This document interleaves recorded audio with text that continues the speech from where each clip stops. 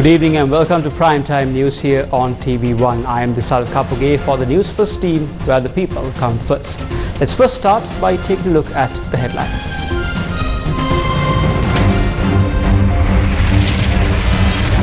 Sirasa TV secures official broadcasting rights in Sri Lanka for the T20 World Cup. Nila Sri Lankaවේ විකාශන අයිතිය සිරස TV මාධ්‍ය ජාලයට හිමි වී ඇති බව ඉතාමත්ම සතුටින් අපේ රටේ ජනතාවටත් ඔබටත් දැනුම් දීමට කැමැතියි. අපි දැනටමත් සූදානම් වෙලා ඉන්නවා එවැනි කිසිදු බාධාවකින් තොරව තරඟ අවසානයේ දක්වාම තරඟය සිරස TV ඔස්සේ අපේ ප්‍රේක්ෂකයන්ට ගෙන එන්නට. Sri Lanka secures a 33-run victory against Zimbabwe in first warm-up encounter.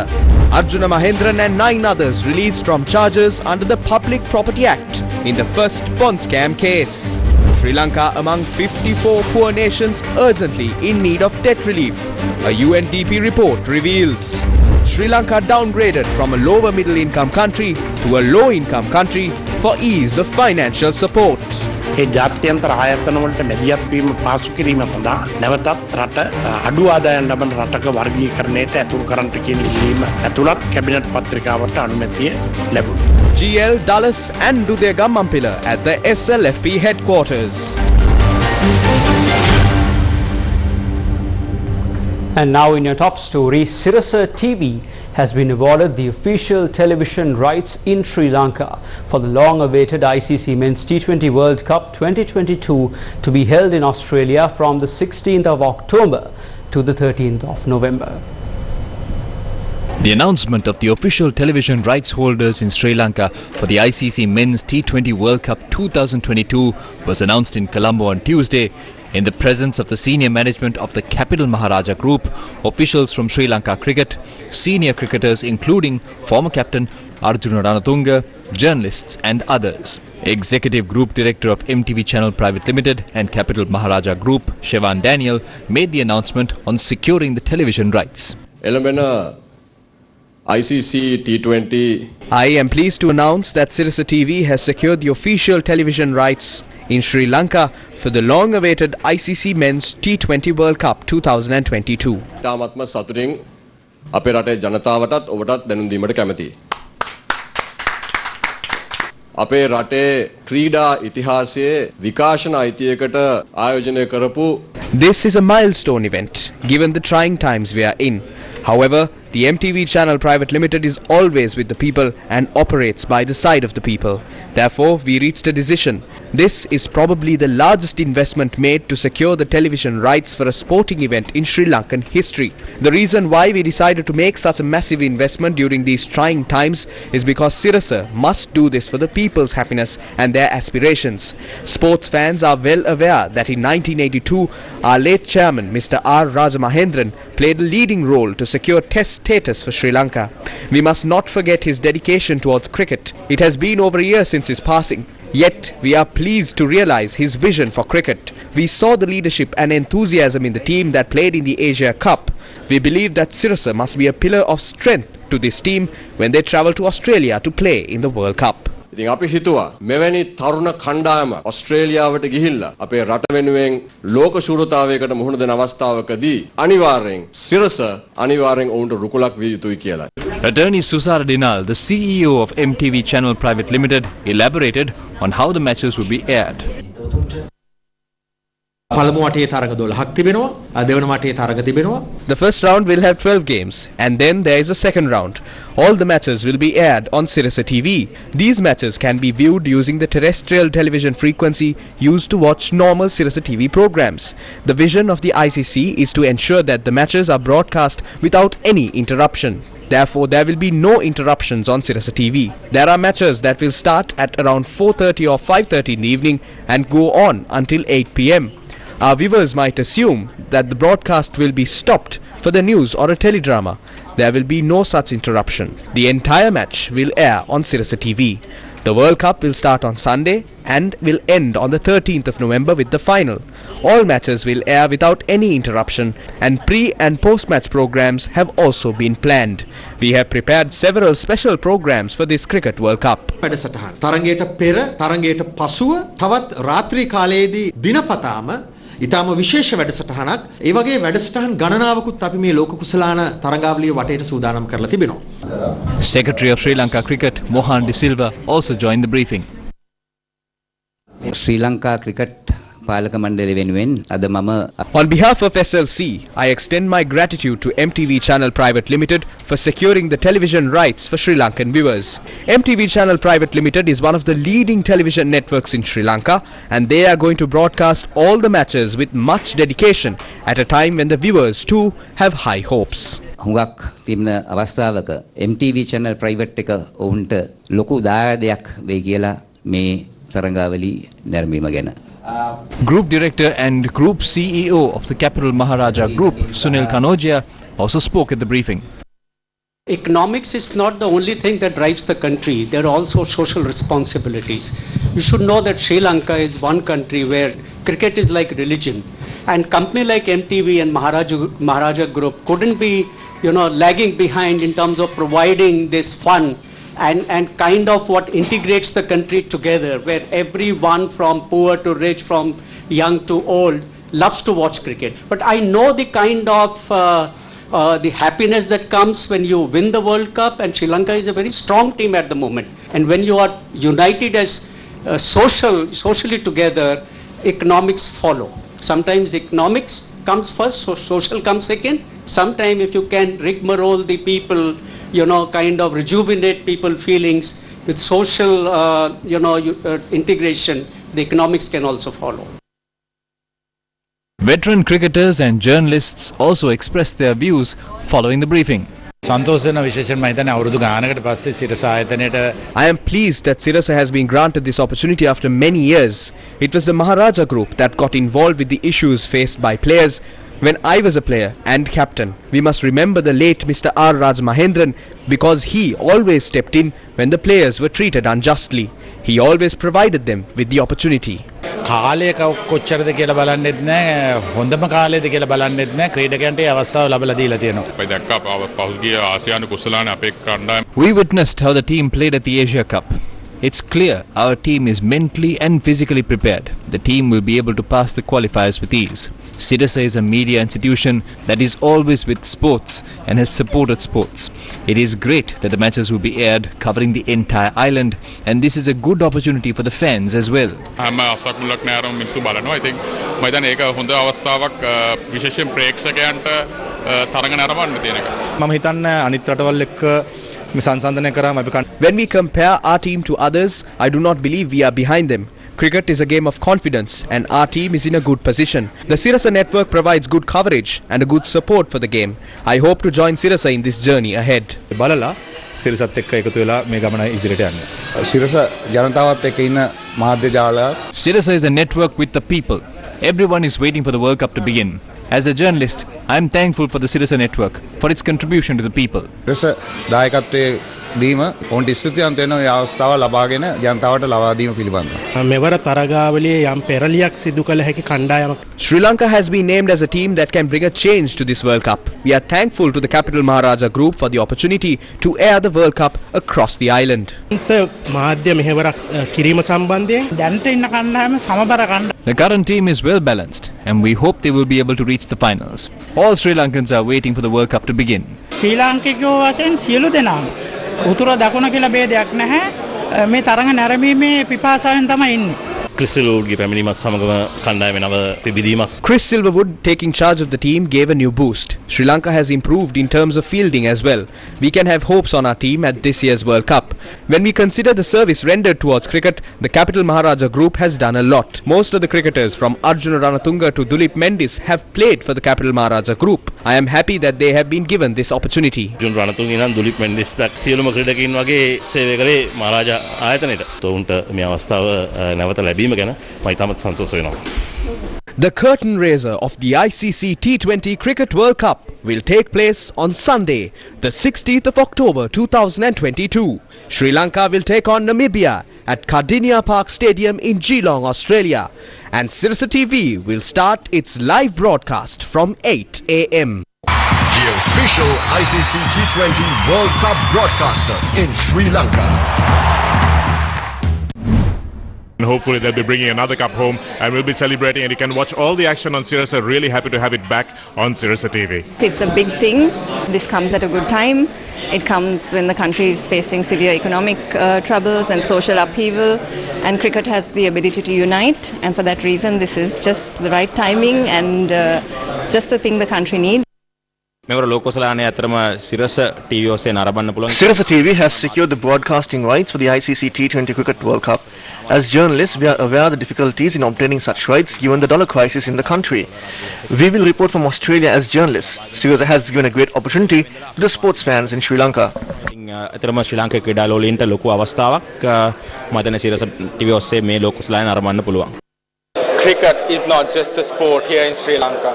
Cricket is something that an entire nation is deeply passionate and hopeful about. They're extremely proud about.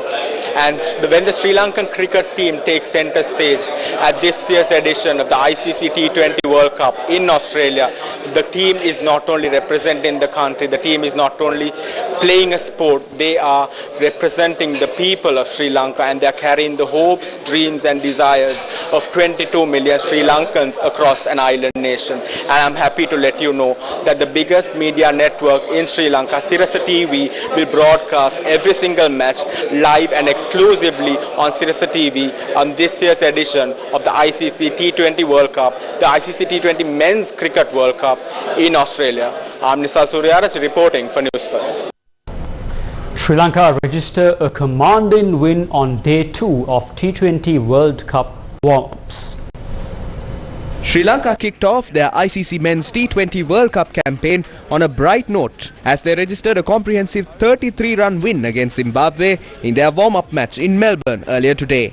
The Sri Lankan openers Kusal Mendis and Pathum Nisanka got their team off to a flying start as they put on a 57-run stand in just 5 overs. Zimbabwe made a comeback into the game for a brief period as they claimed some quick wickets to reduce Sri Lanka to 133 for 5 at the end of the 16th over. But Wanidhu Hasaranga played an excellent cameo of 37 runs not out of just 14 deliveries to take Sri Lanka's total to 188 for the loss of 5.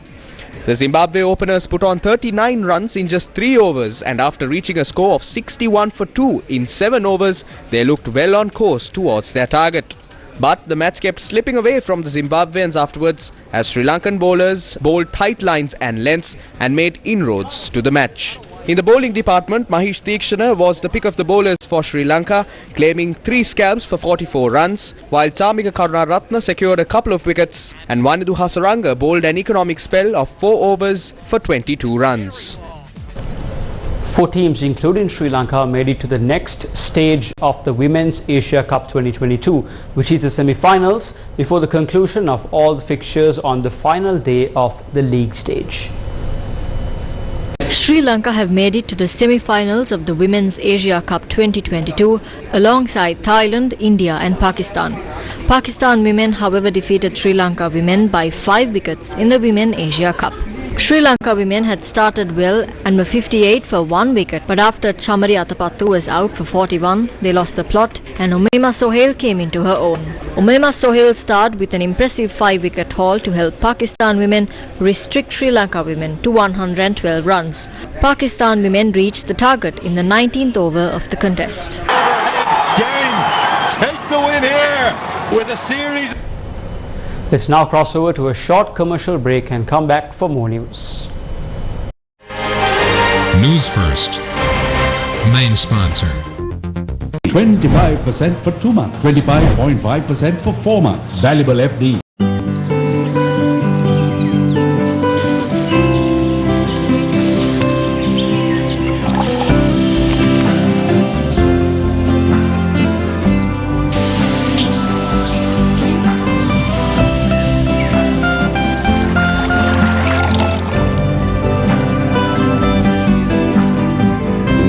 පුරා ගලන මේ සතුට සුරක්ෂිත කරන්නේ Eslon Inside. Eslon ජීවයයි ජලය ජීවිතේ. A trusted place for your fixed deposit. Valuable FD. 25% for 2 months, 25.5% for 4 months. Valuable FD, the symbol of stability. Sri Lanka is among 54 poor nations urgently in need of debt relief, according to a UNDP report, and Sri Lanka is among the top 10.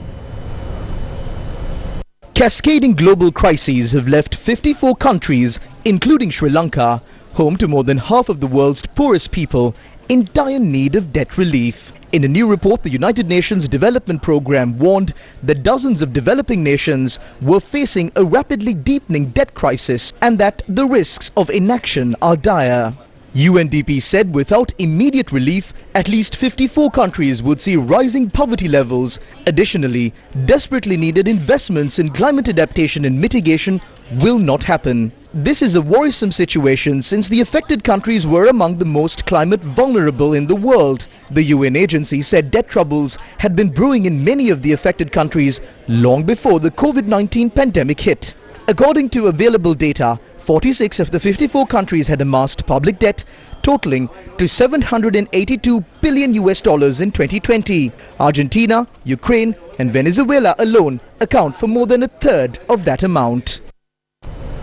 Meanwhile, the Cabinet of Ministers has given the green light to downgrade Sri Lanka to a low-income country. Sri Lanka's cabinet spokesperson announced today that the cabinet has granted approval to downgrade Sri Lanka to a low-income country from lower middle-income country. Sri Lanka's per capita income dropped in recent times and it further slumped in 2021 and 2022. Therefore, global agencies approached the finance minister and recommended that Sri Lanka be classified as a low-income country for them to be able to provide assistance. Therefore, cabinet approval was given to such a proposal. රටක වර්ගීකරණයට ඇතුල් කරන්නට කියන ඉල්ලීම ඇතුළත් cabinet පත්‍රිකාවට අනුමැතිය ලැබුණා. කොයි කාලේ වකවානුවේ ඉඳන් ඇමතුමා එතකොට ශ්‍රී ලංකාව අඩු ආදායම්ලාභී රටක් විදිහට නම් දෙන්නේ? ඒ ටික අනුමත කළාට පස්සේ Global agencies must not categorize Sri Lanka as a low-income country. Thereafter, we will be internationally recognized as a low-income country. ලබන රටක් බවට පත් වෙන්නේ. මොකද මේ අපේ වර්ගීකරණයක් නෙමෙයි අන්තර්ජාතික වර්ගීකරණය. The President's media division announced that Sri Lanka no longer qualifies for International Bank for Reconstruction and Development loans due to a downgrade of the country's credit rating. Therefore, Cabinet approved a proposal yesterday to request the World Bank to grant the country eligibility to obtain loans offered by the International Development Association. This is with the aim of obtaining concessionary funding from the International Development Association, an arm of the World Bank that helps the world's vulnerable countries. This facility is called GAP. Sri Lankan delegation met with the first Deputy Managing Director of the IMF, Geetha Gopinath, at the annual International Monetary Fund and World Bank meetings today. Taking to Twitter, first Deputy Managing Director of the IMF, Geetha Gopinath said, quote-unquote, had an excellent discussion with Sri Lankan Minister Shehan Singha and Governor of the Central Bank of Sri Lanka, Nandalal Veerasinghe, on the extreme challenges the country faces and the concrete steps being taken to tackle them. Sri Lanka is being represented by Acting Finance Minister Shehan Singha, the Governor of the Central Bank Nandalal Veerasinghe and Secretary to the Treasury Mahinda Sirivardhana at the IMF WB annual meetings. The annual meetings of the Board of Governors of the IMF and World Bank Group commenced in Washington yesterday. The 2022 annual meetings of the International Monetary Fund and the Boards of Governors of the World Bank Group, which brings together central bankers, ministers of finance and development, private sector executives, representatives from civil society organizations and academics, will continue until the 16th of October 2022. The United Citizens Alliance convened a media briefing in Colombo. It was not the innocent citizens of this country who bankrupted our country. It was these politicians who ruled this country for decades who did this to our country. This is a heinous crime. Even the international community has accepted the fact that this country is being governed by political criminals. We need to bring them to book. These blood-sucking politicians, after ruining this country, is now claiming that we are a poor nation without any shame. They are claiming that we are a poorer nation in order to loot more from this country. They looted all the funds we got as aid. It was led by a group led by a crow and a miner. And today this country has fallen down without any dollars in its reserves.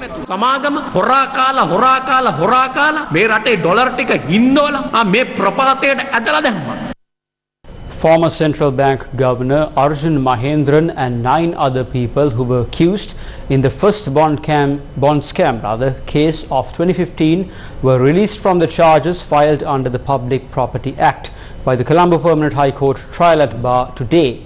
The verdict was delivered by a 2/3 majority in court. The case filed over the first bond scam back in 2015 was called up in the presence of Justices Chamath Moraes, Damit Totawatta and Namal Balalle of the Colombo Permanent High Court Trial at Bar on Tuesday, the 11th of October. Former Central Bank Governor Arjuna Mahendran and 9 other people who were accused in the first bond scam case of 2015 were released from the charges filed under the Public Property Act by the Colombo Permanent High Court Trial at Bar. The court ruled that it cannot proceed with the charges filed under the Public Property Act by the Attorney General against the 10 people accused of committing the bond scam of 2015. President's Counsel Gamini Marapana had filed a preliminary objection with the court, noting that charges cannot be charged against a company under the Public Property Act, and noted that Perpetual Treasuries Limited, which is also named as an accused, is a company and not a person. After the court accepted the objection, the defense counsel also argued that as a majority of the other accused are directors of Perpetual Treasuries Limited, it applies to them as well,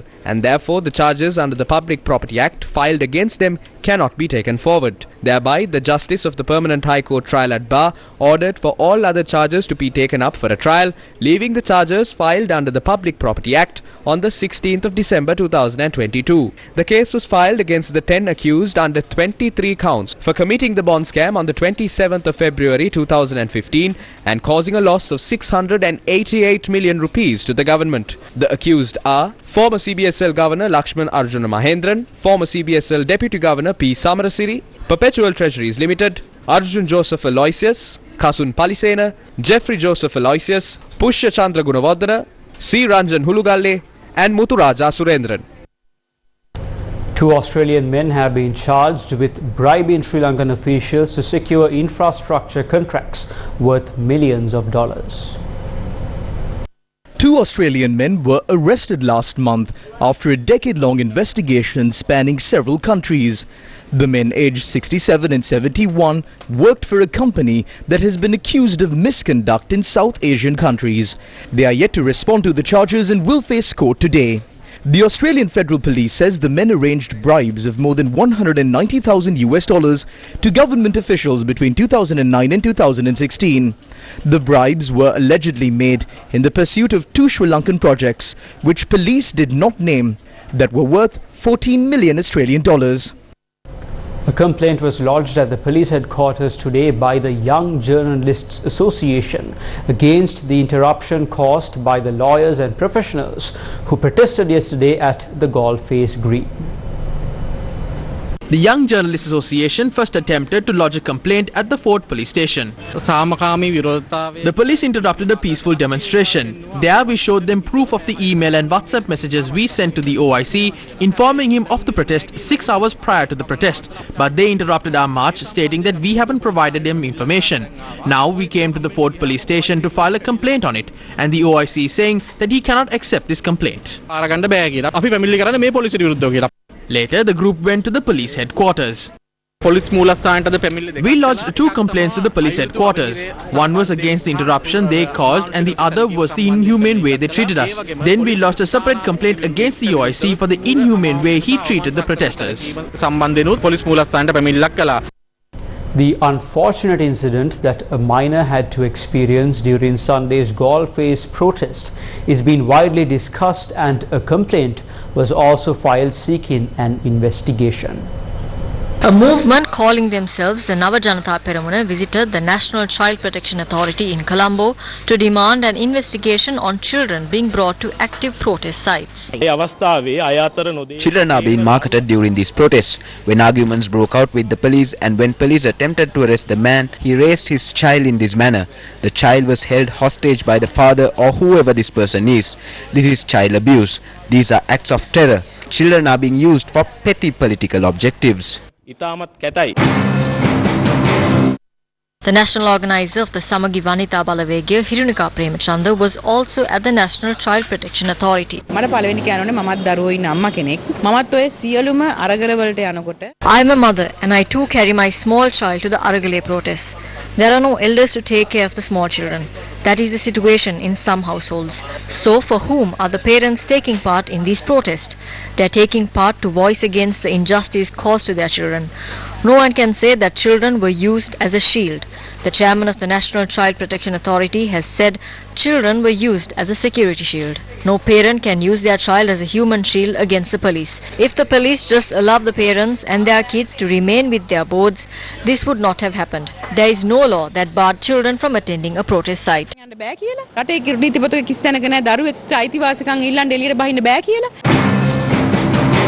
This is the response of the chairman of the National Child Protection Authority. One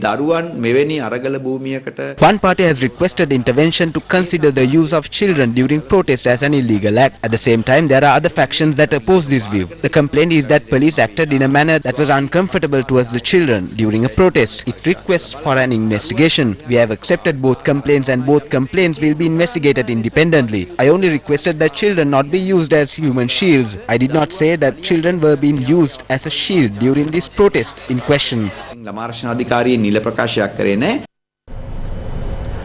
M.A. Sumandiran says that lawyers have always stood with the people when they faced oppression. Whenever there has been oppression, lawyers in this country have stood up, and this time is no different. We have seen that happening. When laws or regulations are sought to be brought in that oppress people, that deprive people of their fundamental freedoms, we lawyers have come forward. We will continue with this act of social responsibility in resisting the oppressive acts that the government takes against people's right to assembly and people's right to protest. Minister of Public Security Tiran Alas says the police will have to take action against protests when prior approval has not been obtained. The minister made these remarks during his meeting with the Indo-Pacific Regional Director of the Commonwealth Office, Ben Meller. The British High Commissioner was also present at this meeting. While Sri Lanka and its citizenry continues to grapple with a crippling economic crisis, Government's Door-to-Door campaign toured a number of new districts today. The objective of the 7th edition of the Door-to-Door campaign is to identify the everyday woes of the Sri Lankan general public. Door-to-Door. Gum at the teams that toured the Jaffna, Matale, Kalutara, Mulativu, Polonnaruwa, Ratnapura and Kilinochchi districts began their journey in several other districts today. Gum at the teams touring the Anuradhapura district visited multiple localities falling under the purview of the Galen Bindunuweva Divisional Secretariat today. These include Wembuweva, Sivalakulama and Athabatunuweva areas.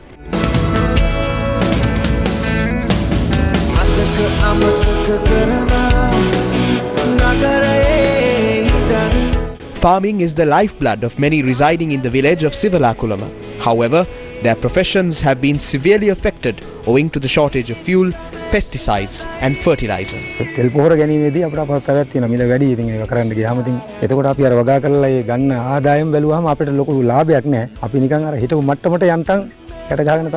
Farmers who used to cultivate nearly 5 acres of land have been compelled to reduce their cultivations to a mere acre. This pitiful situation has forced many farmers to take up temporary jobs to fend for themselves.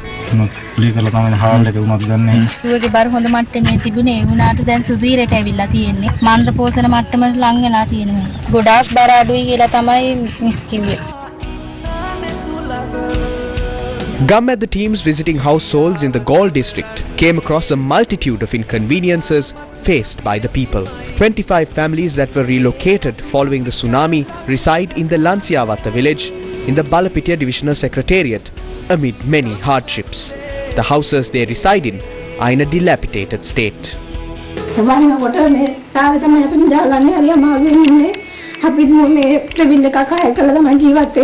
By today, their livelihood of fishing has also been hard hit owing to the economic crisis. Fishermen in the Galbokka harbour in Koskoda, Balapitiya have also been affected by a rock reef in the area. Another gum at the team toured the areas of Vellakulam, Devanpitti, Munranpitti and Thetawadi, falling under the purview of the Mantei West Divisional Secretariat in Mannar. After the economic crisis hit, the prices of books spiked by over 50% due to import costs, forcing Sri Lankans to look for alternatives. Newsfirst's Tina Marian reports from Colombo. Almost every Sri Lankan knows about the Lotus Tower standing tall in Colombo, built at a massive cost of $113 million. But this is not about a structure that added colossal weight on Sri Lanka's debt. Tucked away not far from the Maradana railway station in Colombo is a line of bookshops. Now these are not your ordinary bookshops with publications fresh out of the press. These are Colombo's second-hand bookshops that have been catering to bookworms over the years. One of the main reasons why these establishments are popular among readers is that the second books here are cheap and are in good condition. However, when Sri Lanka's economic crisis hit, these bookstores were also in dire straits. After the prices of brand new books spiked, the demand for second-hand books have increased in Colombo and other areas too. Business is not that great because of the low number of customers. There is a demand for second-hand books. However, it is below than what it was before. We used to import new books, but with the current status, we cannot import. When these stocks are over, we as traders will have to face a more serious crisis. Second-hand bookshops in Colombo and its suburbs have for years been the haunt of bookworms in search of their favorite authors and also students looking for cheap alternatives for expensive textbooks. Some, like the old bookshops located at Dr. Vijayawardena Mawatha in Colombo 10, known to generations, have been a family business. Some of these bookstore owners told Newsfirst that customers often reach out to them for a lesser price. However, given the present status in the country, a lesser price is still considered high by many. The leader of the opposition, Sajith Premadasa, says that he will never betray his policies in return for any positions. The party office of the Samagi Jana Balawegaya in Dehi Attakandiya was declared open by the opposition leader Sajith Premadasa.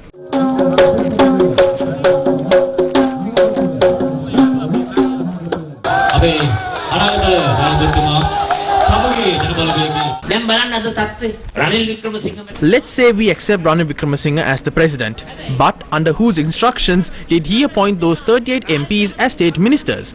A crow has sent him a list requesting to appoint these 38 state ministers. Next, he sent another list which comprises of 12 other nominations who are to be appointed again as state ministers. These 12 nominees are henchmen of the Rajapaksas. Now they are telling that they are going to rise up again. I think they need crutches for that. The people who voted for the Podujana Peramana will vote for the Samagi Jana Balawegaya this time. We will never betray our policies in return for any perks or designations. We will never betray our country or the 22 million people of this country.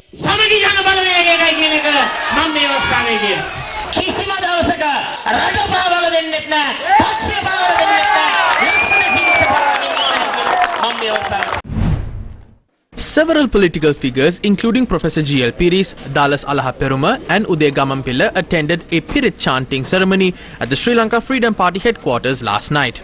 The Pirit chanting ceremony was held in line with the memorial of late SWRD Bandaranayake. The group was welcomed by the former President Maithripala Sirisena and they remained there for several hours.